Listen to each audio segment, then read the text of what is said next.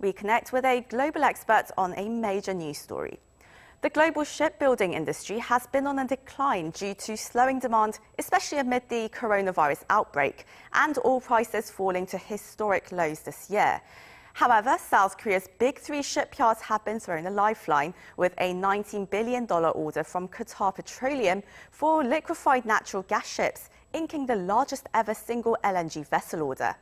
On top of that, Tail Shipbuilding and Marine Engineering said Monday that it has won a $748 million deal to build two liquefied natural gas plants overseas. And, well, does this mean a recovery for South Korean shipbuilders? To discuss this issue in depth, we connect on the phone with Mevlin Matthews, an advisor of new business at Wärtsilä Voyage Solutions, joining us all the way from New York. Well, my first question to you. Qatar's state-run LNG producer signed agreements with South Korea's big three shipyards on Monday to secure more than 100 ships through 2027, and this was the largest ever single LNG vessel order. Just how significant is this deal in the industry? Well, good morning, Sooyoung. I think my answer to that is this deal is without any doubt of massive significance. And for this, we need to understand not just what lies behind it, but perhaps also how the future is likely to unfold. So firstly, countries like Germany and the UK have stopped using their old coal power plants during the pandemic, which is roughly 2 years ahead of their projected schedule to stop using coal. However, rather than using crude oil-based fuels, especially oil in power plants, LNG is much better an alternative, which without much fiscal investment and significantly also helps reduce CO2 emissions. Secondly, the shipping industry every year itself consumes roughly 20% of all the oil that is produced as fuel for ships. In terms of efficiency, ships, slow steaming operations and large ship sizes built for economy of scale have more or less reached their peak with distillates of crude oil as a fuel. And finally, meeting fewer environmental targets set by the IMO 2050 regulations is impossible without LNG, because the existing range of fuel oils cannot comply. And this is only the way out, utilizing existing engine technology, infrastructure, and storage facilities without incurring, let's say, significant capital investment. Other than Qatar Petroleum, nobody else has been brave enough to show leadership by making such a bold move, especially during a pandemic. And I therefore see this as a significant deal, not just for LNG shipping, but for the entire shipping industry as a whole. Right, so you are seeing this shift from crude to LNG, and as you said, it's been quite an encouraging move at this time during this pandemic when shipbuilders especially were going through tough times. But is this big enough for the big three shipbuilders in South Korea to overcome the various setbacks that they've been facing over the years? I mean, especially for Samsung Heavy Industries, which was in the red during the first quarter of this year. The deal is definitely huge, because this is one deal that is approximately 60% of the global LNG shipbuilding capacity right up to 2027. The big shipbuilding firms will have to reserve a major portion of the LNG ship construction capacity for Qatar Petroleum alone until 2027. Now, with only about 600 LNG ships trading worldwide, a 100-ship new building order appears to be a plan that is well thought through, considering the current economic climate, future regulation, and LNG market dynamics in the future. While it will increase LNG fleet by roughly about 17%, the shipyards have already seen their stock prices go up by more than 15%, and that itself is significant. For Samsung Heavy Industries too, this is a deal which is significant, despite being in the red in the first quarter, as the order alone is going to keep them busy for most part of this decade. But the three big shipyards, they agreed to, the order was for more than 100 vessels. But what is the possibility that, these orders won't all be fulfilled as in the past? Is there some risk to that? I don't see any risk at the moment. I think the way the world is working, there seems to be LNG as the only promising fuel, especially for shipping. There is no renewable source that can power ships as economically as we do today. So I don't see any risk as such. It is a bold move for sure, but I don't see any risk that I can identify. Right, well, what are South Korean shipbuilders actually good at in terms of building LNG vessels, and how can they leverage this to sustainably grow in the industry?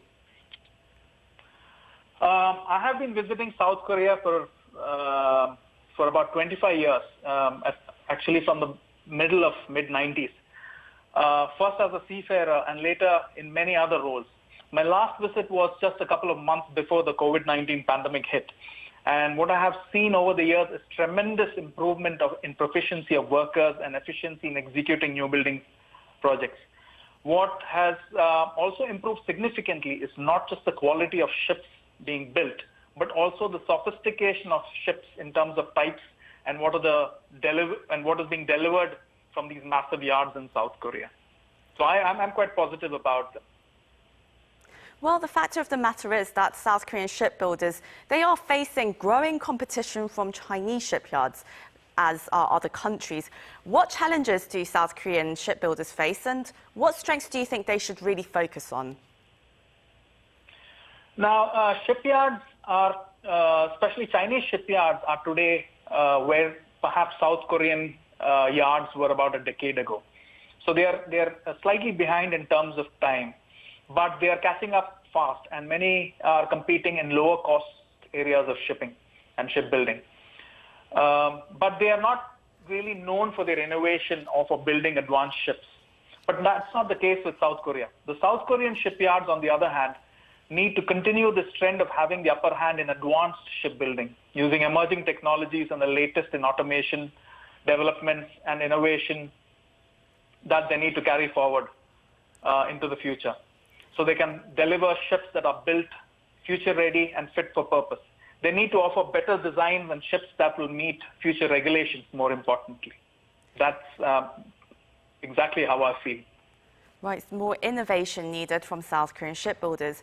But for the time being, though, LNG consumption this summer, it's forecast to drop 2.7%, and that would be the first seasonal demand contraction since the year of 2012. How long do you expect low demand to last, and how can the shipbuilding industry survive this, especially throughout the course of the pandemic? Well, I think this is a blip that has happened, recently. So although the forecast is bleak, I personally do not think decline in demand is going to last long, especially because most countries are fast-tracking the reduction in the consumption of coal-fired power plants, and renewables will take much more longer time to transit to. So LNG is the only way out, at least as a transition fuel, before going fully renewable, and that is going to take a lot of time. So I see this as a very, very short durational blip that has occurred. So you see steady growth for LNG and the shipbuilders that are highly invested in these projects. But what risk factors do you think shipbuilders should look out for all the same? I guess the risk factor applies across the industry. And what shipbuilders need to watch out for is how quickly the world is changing around them, especially the maritime world. They no longer have the luxury of time to react to changes like they did in the past. And they certainly need to be much more agile and quick if they want to continue as providers of ships to the industry. And my answer is short and sweet there. Mm-hmm. And amid low global demand, how do you think shipbuilders can really minimize costs and losses? And also, are there ways to restructure their businesses in order to improve their balance sheets sustainably and going forward? Well, in my opinion, other than mechanization, shipbuilding has not changed significantly in at least a century. And as the world changes around them, it is no longer sufficient for shipbuilders to do what they always did. They need to identify new ways of providing value to ship owners and operators. And when it comes to their balance sheets, perhaps there is a need to revisit their business models. They need to understand maybe the ongoing changes in the maritime industry. And this can only be done with engaging more closely with other stakeholders in the industry. So they can't operate in a silo anymore. They need to be ready and prepared to capitalize on opportunities and trends early on. And going forward, it is those who are agile and proactive and perhaps even creative with financing, leveraging, and payments that are going to find success finally. And while South Korea shipbuilders, they've been seeing their market share grow over the years, especially Daewoo, as you know. And do you